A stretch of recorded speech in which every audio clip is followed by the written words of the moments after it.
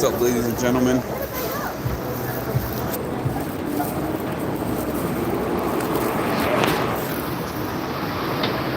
Back out here at the city that never sleeps. Me going to New York City, Manhattan on back-to-back days literally pretty much only happens when the Big Brother premiere party happens, because I don't be out here.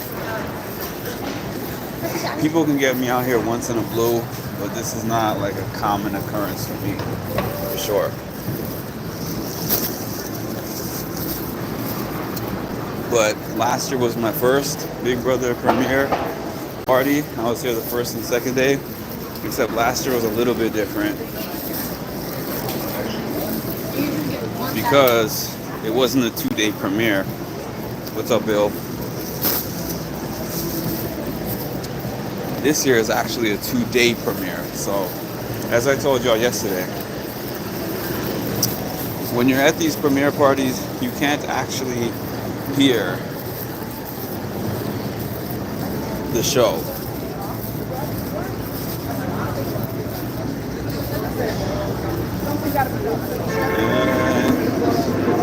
And I don't even know how well you can hear me right now, but basically before I left my house,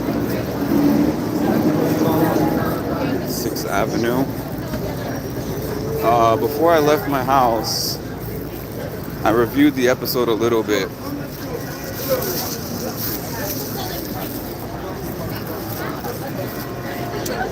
The episode was a little on the boring side to me, I'm not gonna lie. But maybe I'm different than most Big Brother fans because I always find the early episodes to be boring. I didn't like the AI twist. They tried to do the same thing on The Circle, and I didn't like it on The Circle. When that girl with the blue hair was talking, and they were doing the votes to see if they wanted her to be the, at that time, the 9th house guest, I had a feeling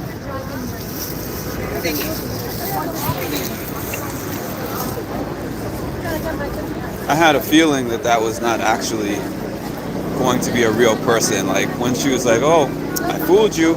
The reason why, I'm not going to say that I knew 100% right away, but when she had that reaction that she had to not being selected, she was like, oh man, I'm disappointed that y'all didn't pick me. And I was like, that reaction does not look like the reaction of somebody who went through the whole auditioning process and sequester and all that stuff that they had to do, get kidnapped, hotel, all that stuff, and then they did not get selected. You know, I'm like, this is the AI. And because we already knew that there was an AI twist, my mind was already going there. Like, this is probably the AI twist. I'm not for the AI in any of these shows, to be honest with you. I can't wait till I get where I'm going, by the way. Because walking through New York City is one of my least favorite things in this world. Unless it's the morning. Y'all have seen me walk through the city in the morning.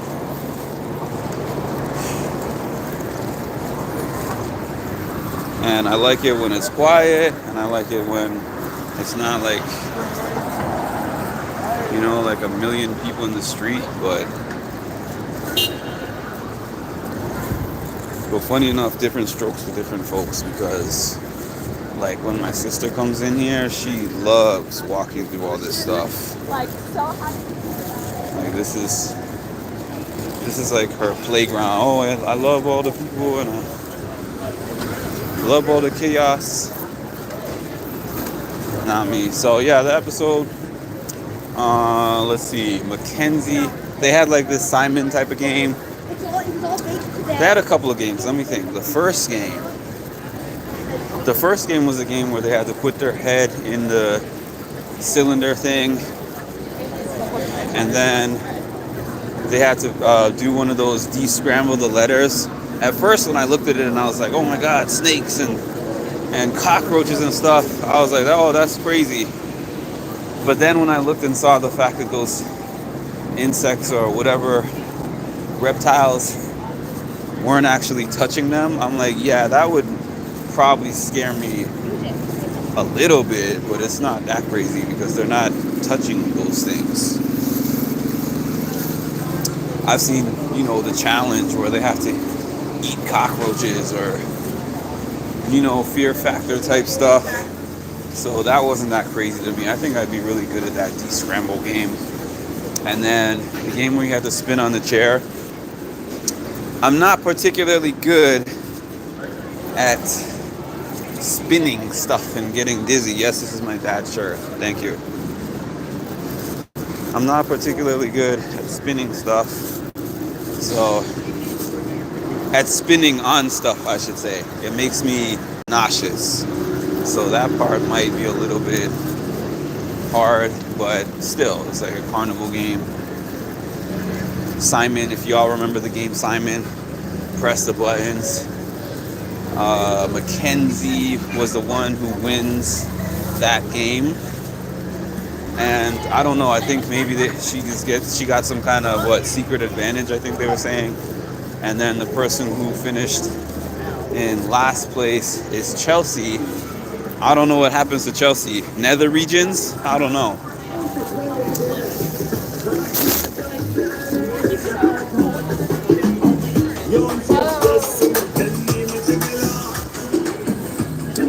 Jump on Mawcast at 12:30. Oh, I wonder if this is that pizza place that I really like. It looks like it.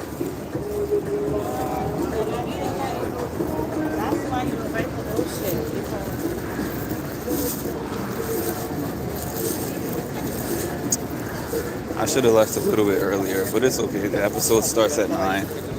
But yesterday I got there at a perfect time because I showed up right before the cast arrived. So I was able to get some pretty exclusive footage. This is not my whole outfit, by the way. This is not my whole outfit. I just have not put on the Afro wig. The Afro wig is in the bag. But it's so humid outside that I'm not going to make that fashion sacrifice until I get inside. Then I got my little peace sign. Shout out to Party City, because I don't care what y'all say, both of those things are going back to Party City tomorrow.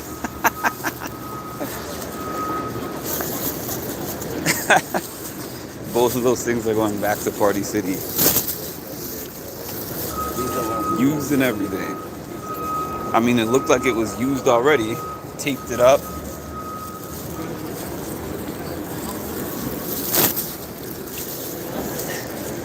I had another shirt that I changed my mind at the last minute. I had like a regular-ish button-up shirt, and I was gonna put that on.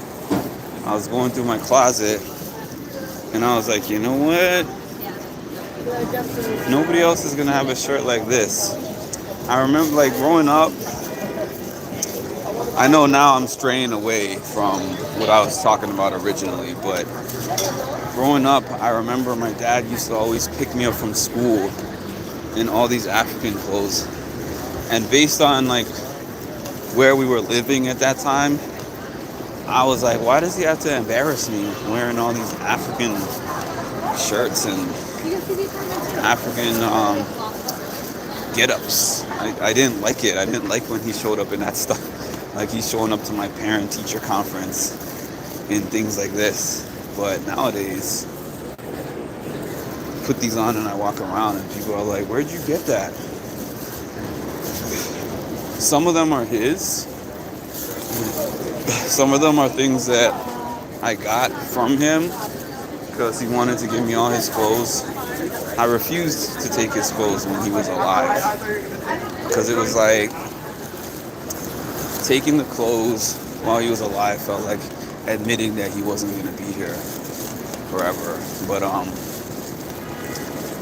took them afterwards. But some of them, every time he would go to Ghana, which was like once a year, he would bring me like a shirt, like a custom made shirt. Not even like, it's not like over there, it's not like you just walk into the shirt store.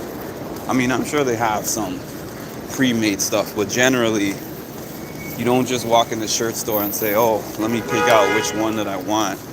They get your measurements and stuff, and they use the kente cloth, and they custom make these things. So when people are like, oh, I would like one of those, it's like, well, you can't really have one.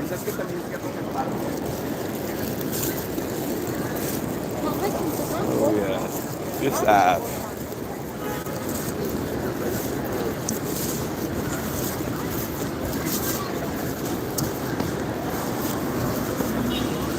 Don't mind me, I'm trying not to get hit by a car.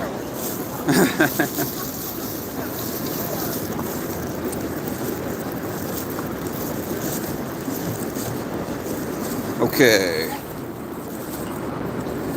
I see you in the dish. Yeah, hit the like button. You can find it at your local Party City for an overpriced, like $30 for the wig. This is not going to be my daily. I'm not going to put this wig on ever again. I mean, I'm sure one of these days I could end up at another disco or 70s party, or 80s party, but it wouldn't be anytime soon.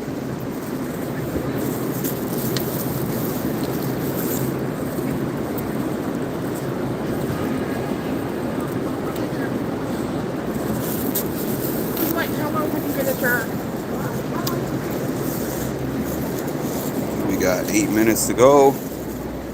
8 minutes to go. I wonder if there's going to be anybody new there today. For anyone who doesn't know, I'm headed to day 2 of the premiere event. Thrown by Azza. Azza's a really good host, y'all. I got a chance to talk to Azza for a little bit. She was hosting, so obviously it was a little bit, but I spoke to her about some stories that she put up in her Instagram a while ago, where she was just basically talking about the stress of throwing an event and the fact that even though her events have been financially successful, lucrative, I guess,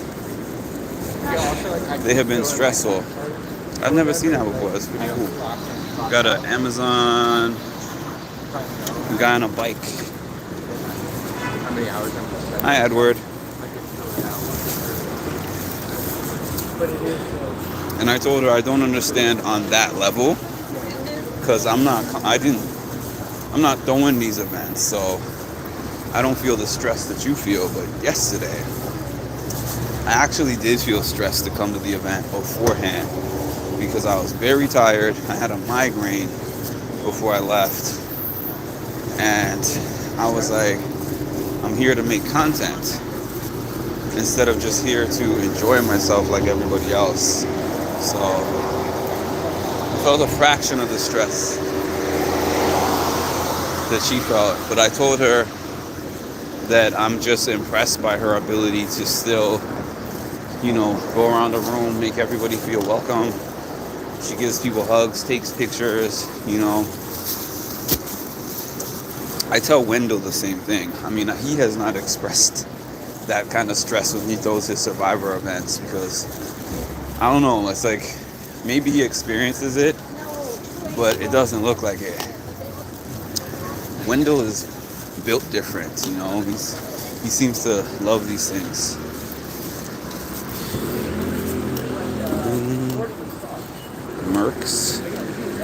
Merson. Interesting and intriguing. I mean, that's your opinion. I'm not saying you're right or wrong. I mean, you're right because it's your opinion. So we're talking about something that is opinionated. Big Brother is an opinion sport. So you are right in what you think. I just did not feel the same way. The episode was done, and I was like, night 2 better be a lot better than night 1. That was my true thoughts on that. But I can't wait for the fact that the live feeds should be turned on tonight, I'm pretty sure. I don't know what time. Midnight? Does anyone know what time? Hi, Kiss My Cheeks TV. What's up?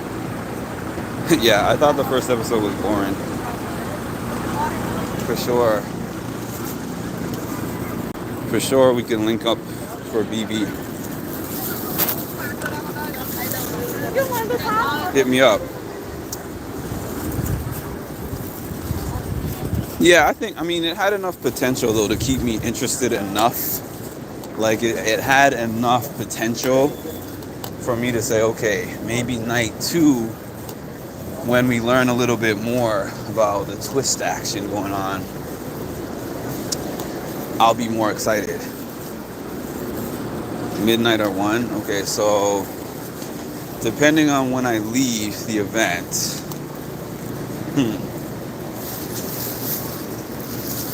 I'll probably be able to catch some on my Paramount Plus app if my phone doesn't die on me. But this time, I made sure to have my portable charger on me so that I could capture as much footage as I can. I'm just a little upset that I'm here later than I wanted to be. I didn't anticipate that this location is a little bit further away than the other one.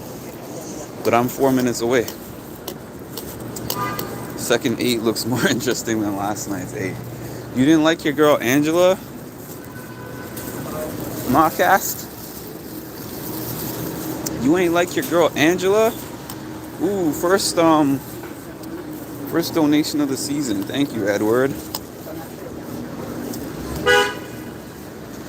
What power and disadvantage do y'all think after the AI competitions? That's a tough guess for me because I don't even have a guess, to be honest with you.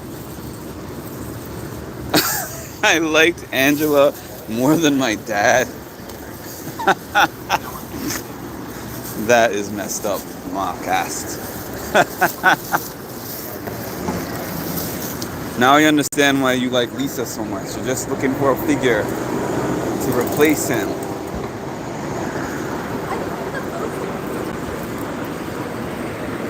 It's not at the same place last night. No, it's not. It's 2 different locations.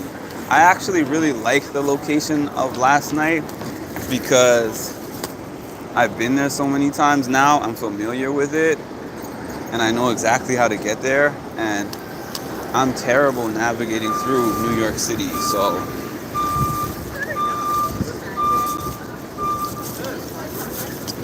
terrible with navigating through New York City. That they said that she fired. I was with your dad. Rubina gives blue. When I see blue later, I'm gonna tell her that. I'm gonna be like, Blue, when I see Rubina, she reminds me of you. And when I spoke to Blue yesterday, she was essentially telling me, like, remember, so for those of you who are in my Discord, I forgot who it was, but somebody sent me a video of Blue on a YouTube page. And it was like a dating thing. And it was like, I think 3 guys cooked a meal for her. And she tried each meal and analyzed what she thought of the guy based on the meal. She didn't see the guy, she just tasted the meal. And then she decided based on which guy she was going to go on a date with. Somebody had sent that to me. Maybe it was Tasha, I don't remember. But she said that that's how the recruitment found her.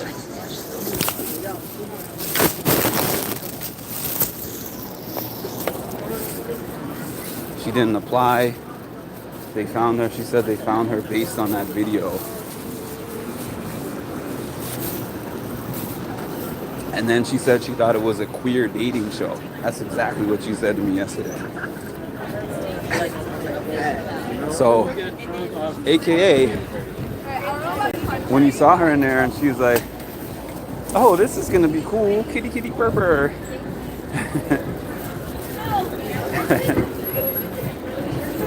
Maybe I'll get into showmance and maybe I'll try this.